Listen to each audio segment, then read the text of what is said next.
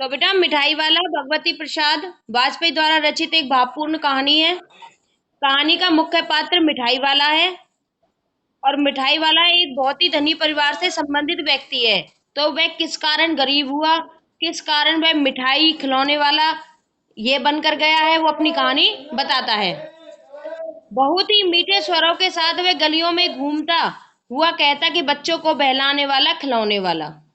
कि जो मिठाई वाला था वह बहुत ही मीठे स्वर में गली गली में घूमता फिरता और वहां पर बच्चों को बहलाने वाला खिलौने वाला यानी खिलौने वाला बनकर बच्चों को बहलाता था। कि सबसे पहले वो बनकर आया था खिलौने वाला।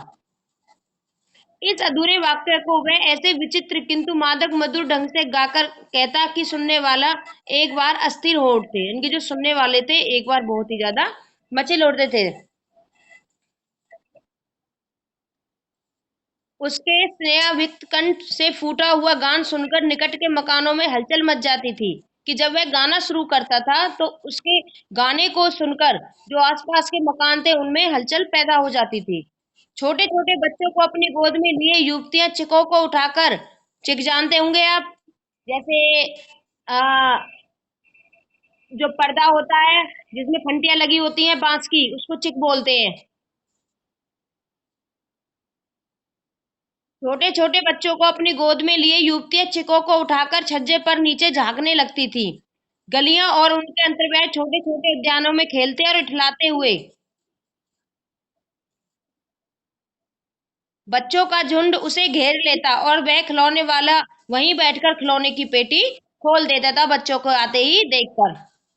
समझ में आया बेटा इतना? ओके। बच्चे खिलौने देखकर पुलकित हो उठते थे। कि जैसे ही बच्चे खिलौने देखते तो उन्हें देखकर प्रसन्न हो उठते थे। वे पैसे लाकर खिलौने का मोल भाव करते, पूछते कि इसका दाम क्या है, मतलब कि इसका दाम क्या है। ऑल इचका कि और इसका दाम क्या है। ऑल इचका खिलौना वाला बच्चों को देखकर उनकी नन्ही नन्ही उंगलियों से पैसे ले लेता और बच्चों की इच्छा अनुसार उन्हें खिलौने दे देता। खिलौने लेकर फिर बच्चे उछलने कूदने लगते और तब फिर खिलौने वाला उसी प्रकार गाकर कहता है कि बच्चों को बहलाने वाला खिलौने वाला सागर की हिलोर की भांति लहराता हुआ पहुंचता और खिलौना आगे बढ़ जाता। राय बहादुर के बच्चे भी एक दिन खिलौने लेकर घर आए। वे वे दो बच्चे थे, चुन्नू और मुन्नू। चुन्नू जब खिलौने ले आया तो बोला कि मेला गोला कैसा उछल रहा है, कि भाई जो मेरा घोड़ा है वो कैसे उछल रहा है। मुन्नू बोला और देखो मेला कैसा उछल रहा है, कि भाई और देखो मेरा भी घोड़ा कैसा उछल रहा है।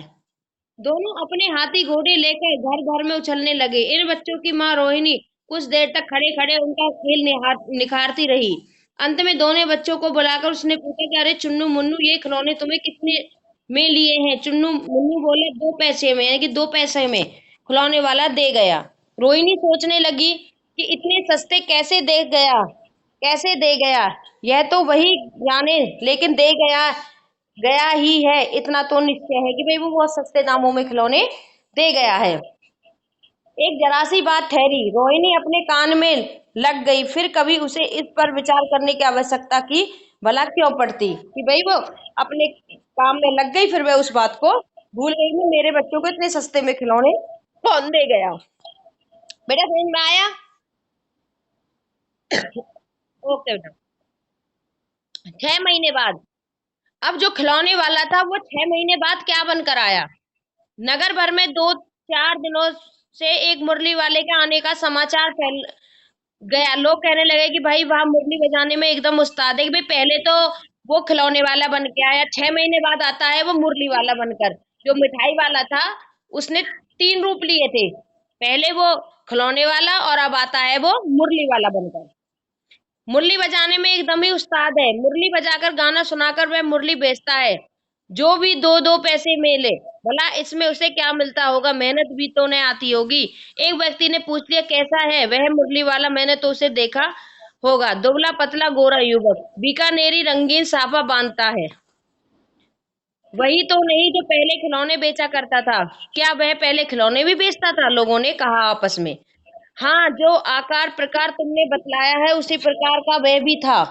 तो वही होगा, वह भाई एक उस्ताद है। पहले खिलौने बेचने में था, मुरली बजाने में था। प्रतिदिन इसी प्रकार उस मुरली वाले की चर्चा होती। प्रतिदिन नगर की प्रत्येक गली में उसका मादक मृदुल स्वर सुनाई पड़ता। बच्चों को बहलाने वाला मुरलिया वाला, कि भाई बच्चों को बहलाने वाला। तो भाई पहले क्या कहते थे कि भाई बहलाने वाला खिलौने वाला, और अब कहते थे कि बहलाने वाला मुरलिया वाला। रोहिणी ने भी मुरली वाले का यह स्वर सुना तो तुरंत ही उसे खिलौने वाले का स्मरण हुआ है, तुरंत ही उसे खिलौने वाले की याद आ गई। उसने मन ही मन कहा कि खिलौने वाला भी इसी तरह गा गा कर खिलौने बेचा करता था। रोहिणी उठकर अपने पति विजय बाबू के पास गई। जरा उस मुरली वाले को बुलाओ तो चुन्नू मुन्नू के लिए ले लूं। क्या पता यह फिर इधर आए न आए। वे इसका जान पड़ता था, पार्क में खेलने निकल गए। विजय बाबू का समाचार पत्र पढ़ रहे थे। उसी तरह से लिए हुए वे दरवाजे पर आकर मुरली वाले से बोले, क्यों भाई, किस तरह देते हो मुरली? विजय बहादुर ने मुरली वाले से कहा। बेटा समझ में आया इतना? ओके बेटा। किसी की टोपी गली में गिर पड़ी। जब मुरली वाला मुरली बजाता था तो वहां पर सब लोग बच्चे उसके पास भागते थे। तो किसी की टोपी गली में गिर पड़ी, किसी का जूता पार्क में ही छूट गया, और किसी की सोतनी यानी कि पजामा ही ढीला होकर लटक गया। इस तरह दौड़ते हाँफते हुए बच्चों का झुंड आ पहुंचा। एक स्वर में सब बोलते कि अब भी लदे मुरली और अब भी लदे मुरली, कि भाई अरे मुरली वाले अब तो तुम रुक जाओ। मुरली वाला हर्ष गदगद हो उठा, बोला कि सबको दे देंगे भैया, लेकिन जरा रुको, ठहरो, एक एक को दे दो। अभी इतनी जल्दी कहीं लौट थोड़े ही जाओगे, बेचने आए हैं। और हम भी इस समय, मेरे पास एक दो नहीं, पूरी 57 मुरली हैं। हाँ बाबूजी, क्या पूछा था आपने, कितने में दोगे? दी तो वैसे मैंने 3-3 पैसे के हिसाब से है, पर आपको 2-2 पैसे में ही दे दूंगा। विजय बाबू भीतर बाहर दोनों रूपों में मुस्कुरा दिए, मन ही मन कहते लगे, कैसा है, देता तो सबको इसी भाव से है, पर मुझ पर उल्टा ही एहसान रख रहा है कि भाई वैसे तो ये 3-3 पैसे के, पर तुम्हें 2 पैसे में दे दूंगा, तो मेरे पे एहसान मत रख कि मैं तेरे को सस्ते में दे रहा हूँ।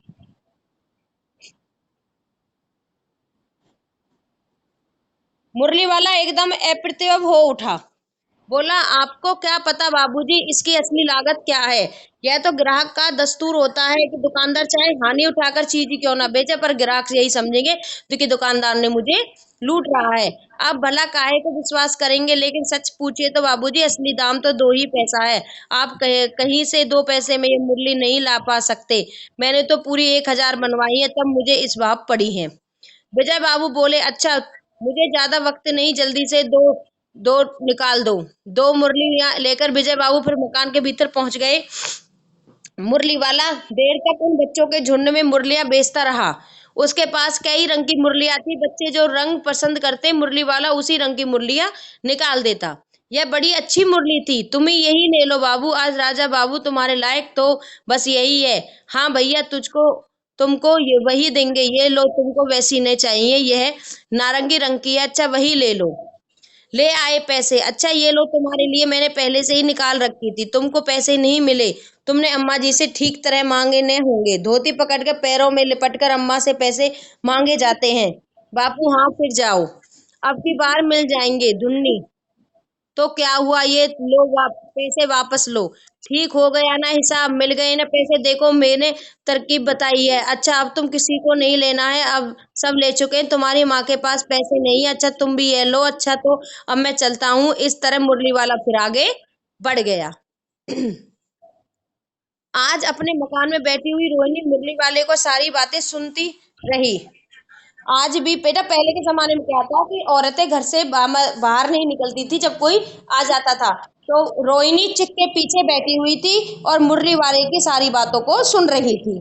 कि आज भी उसने अनुभव किया कि बच्चों के साथ इतने प्यार से बातें करने वाला फेरी वाला पहले कभी नहीं आया।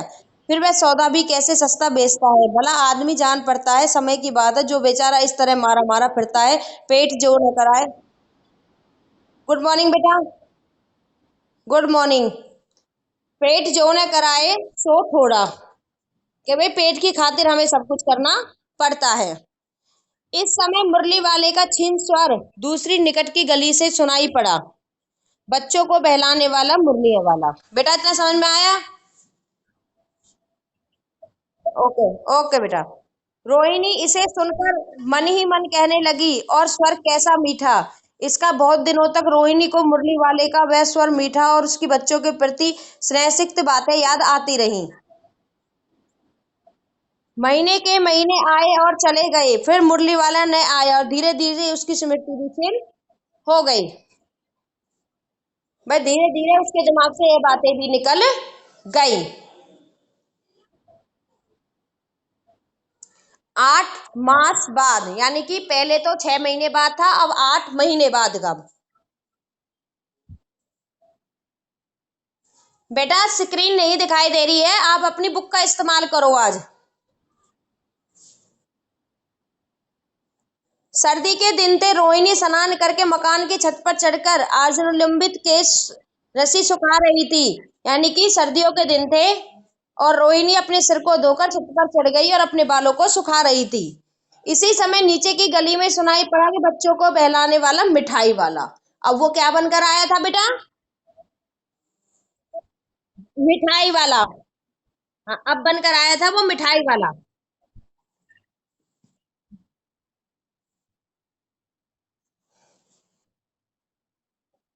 मिठाई वाले का स्वर उसके लिए परिचित था। झट से रोहिणी नीचे उतर आई। उस समय उसके पति मकान में नहीं थे। हाँ, उनकी वृद्धा दादी थी। रोहिणी उनके निकट आकर बोली, दादी चुन्नी मुन्नी के लिए मिठाई लेनी है, जरा कमरे में चलकर ठहराओ। मैं उधर कैसे जाऊं, कोई आता न हो, जरा हटकर, मैं भी चिक्के ओट में बैठी हुई हूँ। दादी उठकर कमरे से आकर बोली, ए मिठाई वाले इधर आना। मिठाई वाला निकट आ गया, बोला, कितनी मिठाई दूं माँ? ये नए तरह की मिठाइयां हैं, रंग बिरंगी, कुछ खट्टी मीठी, कुछ कुछ मीठी जायकेदार, बड़ी देर तक मुंह में टिकती हैं, जल्दी नहीं घुलती हैं, बच्चे बड़े चाव से चूसते हैं। इन गुणों के सिवा से ये खांसी भी दूर करती है। कितनी दूं? चटपटी गोल पहलदार गोलियां, पैसों की 16 देता हूँ। वही 1 पैसे की मैं 16 देता हूँ। दादी बोली, 16 तो बहुत कम होती हैं, भला 25 तो दे दे। मिठाई वाला, नहीं दादी, अधिक नहीं दे सकता, इतना भी नहीं देता। यह अब मैं तुम्हें क्या, खैर मैं अधिक नहीं दे सकता भैया, मैं कुछ नहीं कह सकता, मैं इससे ज्यादा तुम्हें नहीं दे सकता हूँ। रोहिणी दादी के पास ही थी, बोली, दादी फिर भी काफी सस्ता दे रहा है, 4 पैसे की ले लो, यह पैसे रहे। मिठाई वाला मिठाइयां गिनने लगा। 2 4 की दे दी थी, अच्छा 25 नहीं, सही 20 ही दे दे। अरे हाँ, मैं बूढ़ी हूँ, मोलभाव अब मुझे ज्यादा करना नहीं आता है। कहते हुए दादी के पोपले मुख से जरा भी मुस्कुराहट फूट निकली। रोहिणी ने दादी से कहा, दादी इससे पूछो, तुम इस शहर में और कभी भी आए हैं? यह पहली बार आए? यहाँ के निवासी तो तुम ही हो। नहीं भाई, तुम यहाँ के तो हो नहीं कि तुम पहली बार ही आए हो, क्या पहले भी यहाँ कर आ चुके हो? दादी ने इस कथन को दोहराने की चेष्टा की थी कि मिठाई वाले ने उत्तर दिया, पहली बार नहीं, मैं कई बार आ चुका हूँ। रोहिणी चक्के आड़ से ही बोली कि पहले ही यही मिठाई बेचते हुए आए थे या कोई और चीज लेकर आए थे? भाई पहले तुम भी मिठाई लेकर ही आए थे क्या, कोई और चीज लेकर आए थे? मिठाई वाला हर्ष, संयस और विस्मादी भावों में डूबकर, इससे पहले मुरली लेकर आया था, उससे भी पहले खिलौने लेकर, भाई सबसे पहले तो मैं खिलौने लेकर आया था, फिर मैं मुरली लेकर आया था। रोहिणी का अनुमान ठीक निकला। अब वह उससे और भी कुछ बातें पूछने के लिए अस्थिर उठती थी। वह बोली, इन व्यवसायों में भला तुम्हें क्या मिलता होगा, कि भाई जो तुम्हारा यह व्यापार है, इसमें तुम्हें क्या बचता होगा? बेटा समझ में आया इतना? ओके। वह बोला, मिलता वह बोला, मिलता भला क्या है, यही खाने भर की मिल जाता है, कि भाई बस 2 वक्त का खाना ही जुटा पाता हूँ। कभी नहीं मिलता, पर हाँ संतोष, धीरज और कभी कभी असीम सुख जरूर मिलता है। हाँ, यही मैं चाहता हूँ। सो कैसे, वह भी बताओ। अब व्यर्थ उन बातों की चर्चा क्या करूं, उन्हें आप जाने ही दो। उन बातों को कोई सुनकर आपको दुखी होगा।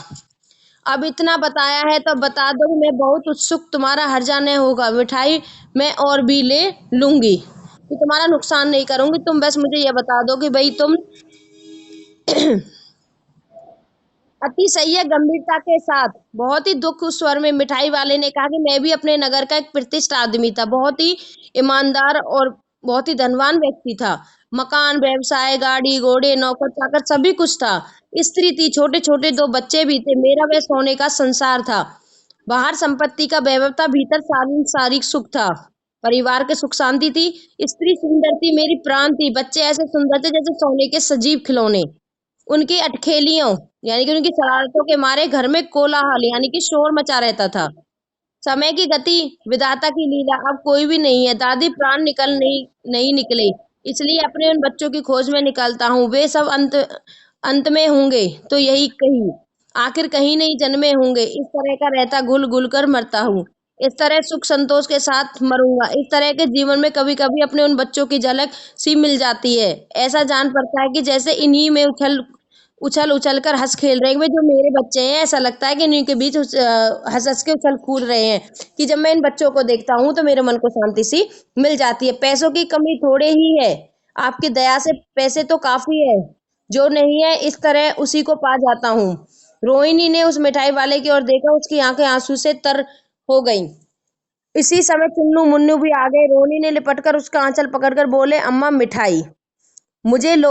यह कहकर तत्काल कागज की दो पुड़िया मिठाइयों से भरी मिठाई वाले ने चुन्नू मुन्नू को दे दी। रोहिणी ने भीतर से पैसे फेंक दिए। मिठाई वाले ने पेटी उठाई, कहा कि अब इस बार ये पैसे मैं नहीं लूंगा भाई, इस बार मैं ये पैसे नहीं लूंगा। दादी बोली, अरे अरे नहीं नहीं, पैसे लिए जा भाई।